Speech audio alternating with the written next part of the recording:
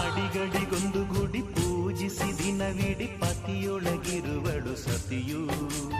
ಸತಿಯು ಅವಳೆ ಮತಿಯು ಅವಳೆ ಬಾಳಿನ ಹಾಡಿಗೆ ಶ್ರುತಿಯು.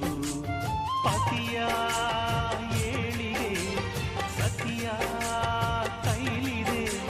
ಪತಿಹಿತವೇ ಸುಖ ಮಾಂಗಲ್ಯವೇ ಮುಖಕ್ಕೆನ್ನುವ ಸತಿಯೇ ಉಸಿರಿರು ತನಕ. ಸುಮತಿ ಸುಮತಿ ಶ್ರೀಮತಿ ಆರು ಗುಣಗಳೇ ನಿನಗಾರತಿ. ಮನಕ್ಕೆ ಒಡತಿ ಮನೆಗೆ ಗರತಿ.